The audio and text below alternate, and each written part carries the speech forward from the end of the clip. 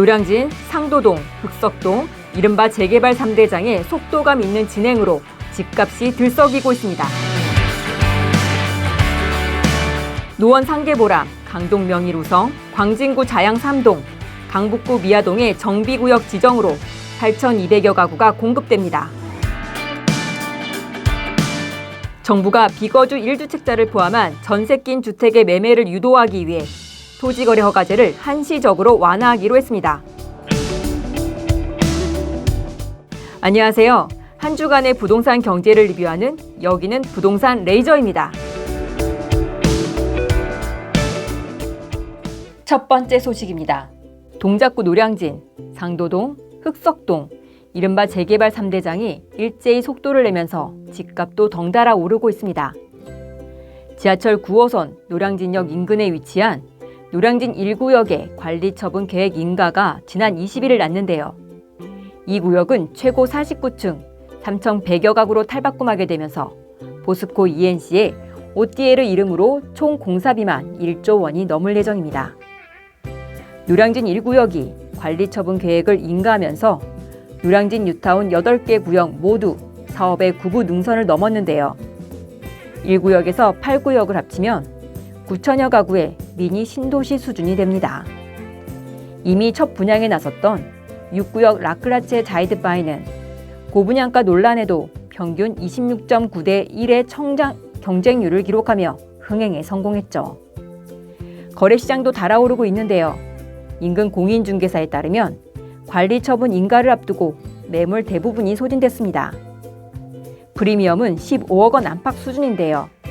관리처분 인가 이후에도 조합원 지위 양도가 제한되는 만큼 매도인 입장에서는 세금 부담도 커져 프리미엄이 더 오를 수 있다는 분석도 나오고 있습니다. 노량진만 그런 건 아닌데요. 상도동에서는 상도 15구역 시공사 입찰이 공고됐고 주변 일대에서도 모아타운과 역세권 활성화 사업이 동시다발적으로 추진되고 있어 6천여 가구의 아파트촌으로 변신할 예정입니다. 흑석 뉴타운에서도 흑석 11구역 서밋 더힐이 이달 분양에 나설 예정이고 흑석 9구역 DH 켄트로9도 하반기 분양을 앞두고 있는데요.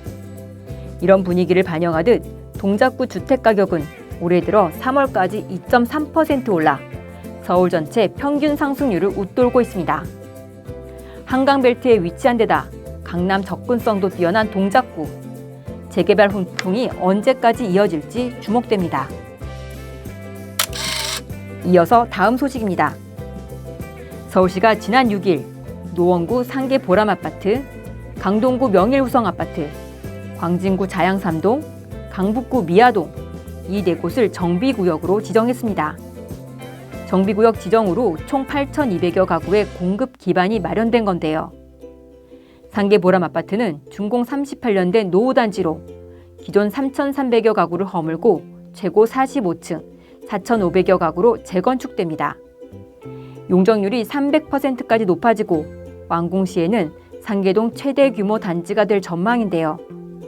노원, 마들, 상계역을 모두 도보로 이용할 수 있고 단지 북측에는 실버케어 센터도 들어섭니다.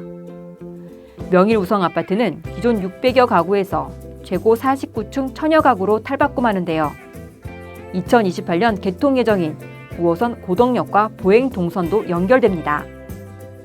명일동 일대 전체를 보면 5개 단지에서 5,900여 가구, 인근 삼익 그린 2차까지 더하면 변화 규모가 상당합니다.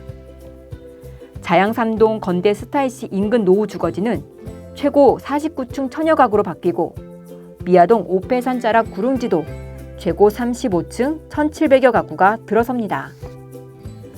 전문가들은 정비구역 지정은 주택 공급의 출발점이라며 이번 지정으로 해당 지역 공급에 숨통이 트일 것으로 평가했습니다.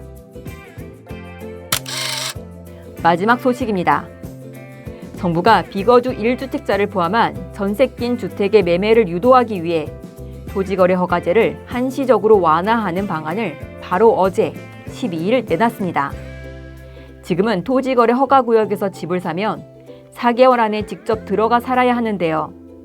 그런데 세입자가 이미 살고 있는 집이라면 그 계약이 끝날 때까지 입주를 미뤄줄 수 있게 된 겁니다. 전세 낀 집도 사고 팔 수 있도록 숨통을 터준 셈인데요. 사실 이전에도 비슷한 혜택이 있긴 했습니다. 다주택자가 집을 팔 때만 적용됐는데요. 그러다 보니 왜 다주택자한테만 혜택이 가냐는 형평성 논란이 나왔습니다. 그래서 이번에 아예 세입자 있는 주택 전체로 대상을 넓힌 건데요. 그러면서 비거주 1주택자도 포함됐습니다. 다만 매수자 조건은 꽤 엄격합니다. 5월 12일 기준으로 무주택자여야 하고 그 상태를 계속 유지한 사람만 해당되는데요. 12일 이후에 집을 팔아서 무주택이 됐다고 해도 안 됩니다. 갈아타기나 투기 목적으로 악용되는 걸 막겠다는 거죠. 실거주 유예 기간은 현재 맺어진 임대차 계약이 끝나는 날까지입니다. 아무리 길어도 2028년 5월 11일을 넘길 수 없는데요. 그 시점엔 반드시 직접 입주해서 2년간 살아야 하는 의무가 생깁니다. 이재명 대통령이 갭투자 허용이란 비판은 억지라고 직접 못 박은 만큼 정부도 이번 조치가 갭투자를 새로 허용하는 게 아니라는 점을 거듭 강조하고 있는데요. 국토부는 갭투자 불허 원칙은 그대로 유지된다며 세입자가 있어도 매도를 망설이던 집주인들도 이제 좀 더 적극적으로 매물을 내놓을 수 있을 것이라고 기대감을 나타냈습니다. 토지거래 허가 신청은 연말까지 하면 되는데요. 허가 이후 4개월 안에 취득과 등기를 마쳐야 합니다. 관련 시행령은 내일 13일부터 입법 예고가 시작됩니다. 오늘의 뉴스 다시 한번 보고 오겠습니다. 노량진, 상도동, 극석동, 이른바 재개발 3대장의 속도감 있는 진행으로 집값이 들썩이고 있습니다. 노원 상계보람, 강동 명일우성, 광진구 자양 3동, 강북구 미아동의 정비구역 지정으로 8,200여 가구가 공급됩니다. 정부가 비거주 1주택자를 포함한 전세 낀 주택의 매매를 유도하기 위해 토지거래 허가제를 한시적으로 완화하기로 했습니다. 지금까지 오늘의 뉴스였습니다.